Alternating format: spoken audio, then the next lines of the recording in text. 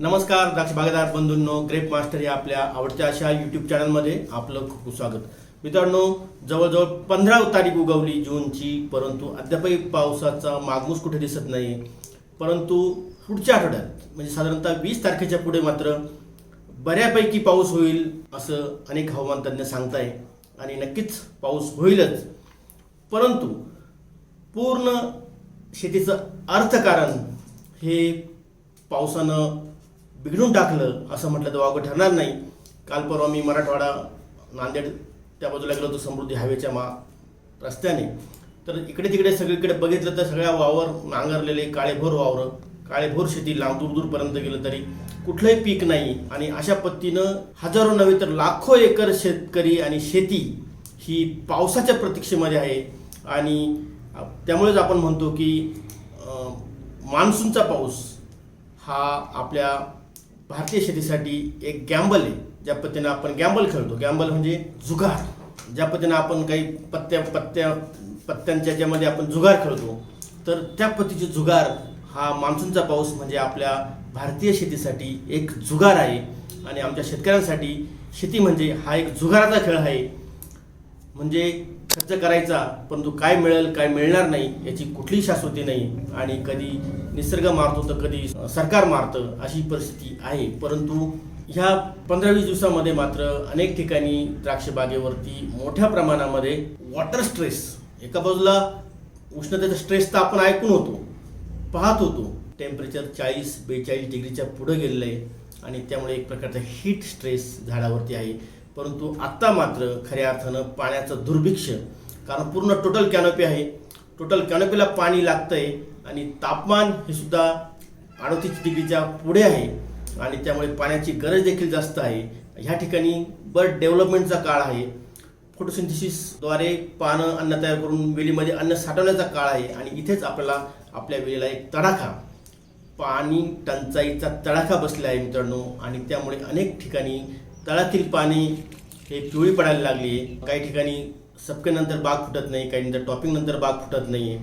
झाडाची पाण्याची गरज ही वाढलेली आहे. आणि त्यामुळे बऱ्याच ठिकाणी शेतकरी म्हणतात की आमच्याकडे काडी मॅच्युरिटी खूप चांगली आली, परंतु काडीची जाडी असेल, काडीमध्ये स्टोरेज असेल, पानांचा रंग असेल, चकाकी असेल, पानांची कार्यक्षमता असेल, याच्यावरती विपरीत परिणाम झालेला आहेच. जे शेतकरी अतिशय प्रॉपरपणे पाणी देत आहे म्हटल्याच्या पाणी थोडंसं वाढवत आहे, त्यांच्याकडे मात्र परिस्थिती थोडीशी हातात आहे. बाकी 25-30% शेतकऱ्यांची परिस्थिती ही स्ट्रेसमध्ये बागा गेलेल्या आहेत आणि त्यामुळे काडी मॅच्युरिटी पण खूप जास्त प्रमाणात वाढलेली दिसून येते. परंतु काडी मॅच्युरिटी म्हणजे माझ्याकडे पोटॅश लेवल वाढलेली आहे असाल समजून घेणार असाल, हा तुमचा गोड गैरसमज आहे. आणि काडी मॅच्युरिटी ही अकाली वृद्धत्व आल्याप्रमाणे केस पिकतात, त्या पद्धतीनं हे अकाली वृद्धत्व येऊन काडी पिकलेली आहे. या ठिकाणी पोटॅशचा रोल काही नाही आहे, लक्षात घ्या. त्यामुळे पोटॅशची मात्रा द्यायचीच गरज नाही असे काही शेतकरी म्हणतील. परंतु तसं न करता आपल्याला ड्रीपमधून SOP किंवा हलकी मुरमाड जमीन असेल, मध्यम जमीन असेल तर त्या ठिकाणी MOP देणं, SOP आणि MOPद्वारे पोटॅशची पूर्तता करणं ह्या शेवटच्या टप्प्यामध्ये करून घेणं अतिशय महत्त्वाचं आहे. त्याचबरोबर फॉस्फरस लेवलसाठी आपल्याला चुन्याच्या निवडी 25-25 किलो 2 ते 3 वेळेस देणं अतिशय महत्त्वाचं आहे. आणि याचबरोबर तुम्ही बघितलं असेल मागच्या आठवड्यामध्ये की आपण एक व्हिडिओ केला होता, त्याच्यामध्ये तुमचं थ्रिप्स वाढलेला आहे, मिलीबगसाठी सगळीकडे आरडाओरड चालू झालेली आहे, खोडकीड पण भरपूर आहे. ज्या वर्षी वॉटर स्ट्रेस असतो त्या ठिकाणी खोडकीड जास्त प्रमाणात अटॅक करत असतं.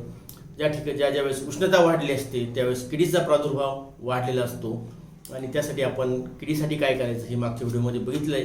परंतु ह्या व्हिडिओमध्ये मात्र आपल्याला बोर्डो स्प्रे घेणं अतिशय महत्त्वाचं आहे. ह्या व्हिडिओमध्ये खऱ्या अर्थानं पहिला बोर्डो बऱ्याच शेतकरी बंधूंनी घेतला असेल. टॉपिंग झाल्यानंतर एक बोर्डो स्प्रे घेणं अतिशय महत्त्वाचं आहे. याच्यामध्ये साधारणतः 1 किलो मोरचूत, 500 ते 600 चुना, सल्फर 300 आणि त्याच्यामध्ये तुम्हाला टिल्ट साधारणतः 40 ml घेणं अतिशय महत्त्वाचं आहे. याच्यामुळं जे पानं लवकर त्याचं पानगळ होते त्या ठिकाणी पानं लावून धरण्यासाठी आपल्याला टिल्टचा वापर होणार आहे. यामुळे आपल्याला आपल्या बागेत पुढे येणारी डावणी असेल, भुरी असेल, करपा असेल, ह्या सगळ्या रोगांचा नायनाट करण्यासाठी हा स्प्रे अतिशय महत्त्वाचा आहे. पुन्हा एकदा सांगतो, मोरचूद 1 किलो, चुना 600 ग्रॅम, सल्फर 300 ग्रॅम आणि टिल्ट 40 ml हा स्प्रे सर्वांनी नक्की घ्या. पाऊस येईल तेव्हा येईल, परंतु हा स्प्रे घेणं आणि आपली पानं टिकवणं आणि आपली बाग रोग आणि कीडमुक्त ठेवणं हे आपलं काम आहे. आणि त्याचबरोबर प्रत्येक शेतकऱ्यानं थोडंसं पाणी काल परवापेक्षा, मागच्या आठवड्यापेक्षा ह्या आठवड्यामध्ये नक्की वाढवून घ्या. पाऊस वेळेवर येणार आहे अशी आशा करूया. आणि एकदा पाऊस आल्यानंतर झाड होईल झिंगालाला. तर मित्रांनो, हा व्हिडिओ अतिशय महत्त्वाचा आहे, त्यामुळे अजूनही आपल्या बागेत पाणी नियोजनावरती भर द्या आणि हा व्हिडिओ जास्तीत जास्त मित्रमंडळींना शेअर करा. त्याचबरोबर अद्यापही आपण काही फास्ट ॲप डाउनलोड केलं नसेल तर आजच डाउनलोड करा. तुमच्या बागेचे फोटो आम्हाला नक्की पाठवा. धन्यवाद.